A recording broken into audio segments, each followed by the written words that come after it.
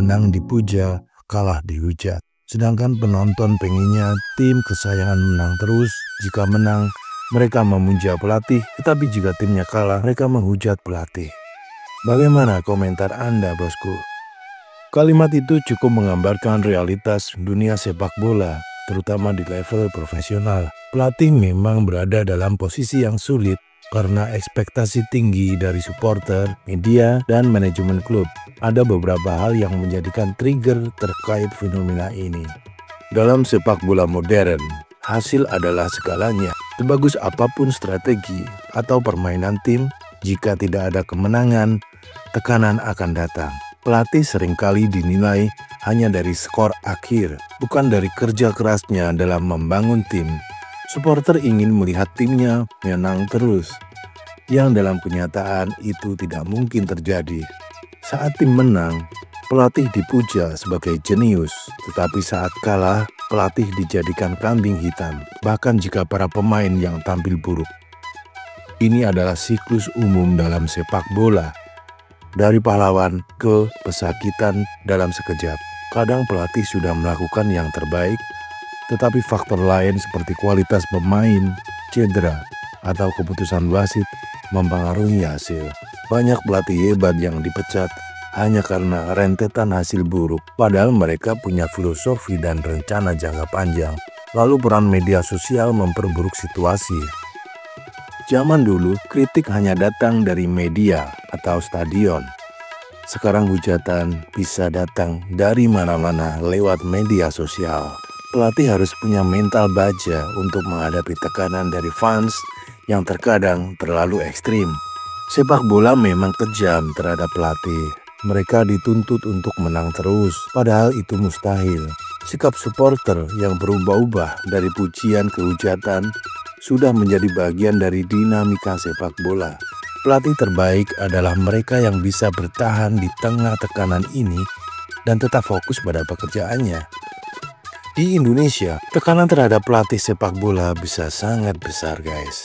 Bahkan terkadang lebih intens dibanding di negara lain. Ini disebabkan oleh kombinasi antara media yang haus sensasi, fanatisme supporter, dan ekspektasi tinggi dari manajemen klub. Media, baik televisi, cetak, maupun digital, memainkan peran besar dalam membentuk opini publik tentang pelatih. Ada beberapa cara bagaimana media meningkatkan tekanan. Banyak media menggunakan judul-judul bombastis untuk menarik perhatian. Misalnya, pelatih X di ujung tanduk, atau apakah saatnya klub Y ganti pelatih? Ya, setelah 1 atau 2 hasil buruk, media seringkali langsung mempertanyakan strategi pelatih.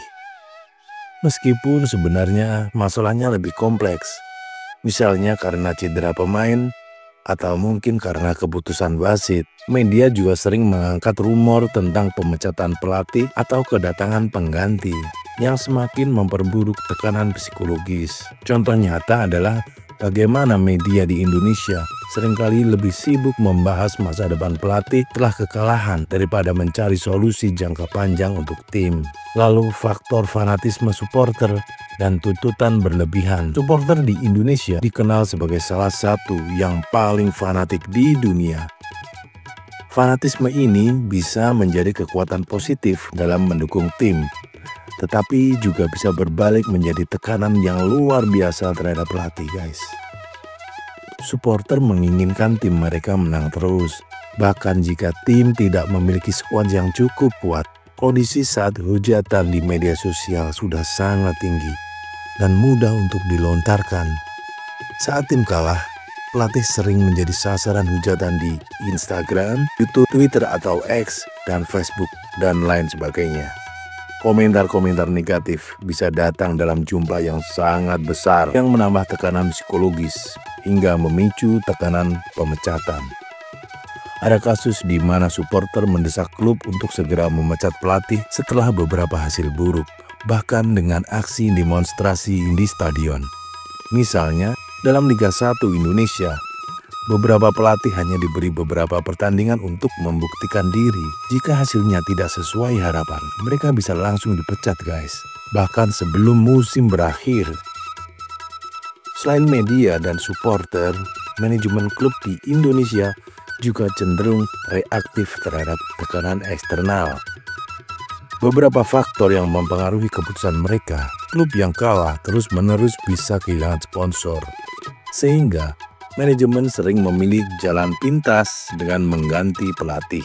Jika supporter sudah mulai memprotes dan meminta pelatih dipecat, manajemen seringkali lebih memilih untuk menuruti tekanan daripada mempertahankan pelatih. Banyak klub di Indonesia tidak memberikan waktu yang cukup bagi pelatih untuk membangun tim.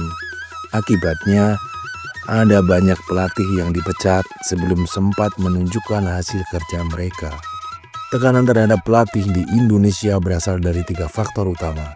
Media yang sering membesar-besarkan masalah, supporter yang fanatik dan tidak sabar, serta manajemen klub yang mudah panik.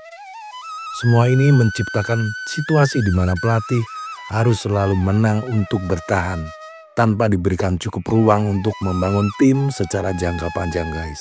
Dibandingkan dengan liga-liga top di dunia, di mana pelatih masih bisa diberi waktu untuk memperbaiki tim meskipun mengalami beberapa kekalahan. Di Indonesia, tekanan datang lebih cepat dan bisa sangat emosional. Akibatnya, banyak pelatih yang akhirnya terjebak dalam siklus datang, gagal, menang dalam beberapa laga, dipecat, diganti dengan pelatih baru, dan sebagainya, yang justru merugikan stabilitas klub dalam jangka panjang. Sepak bola bukan sekedar menang, ada proses, ada perjuangan. Kalau pelatih terus diserang, bagaimana tim mau berkembang, guys? Menanam padi di sawah luas, hasil panen tak instan jadi. Pelatih butuh waktu yang puas, bukan dipecat tiap kalah sekali.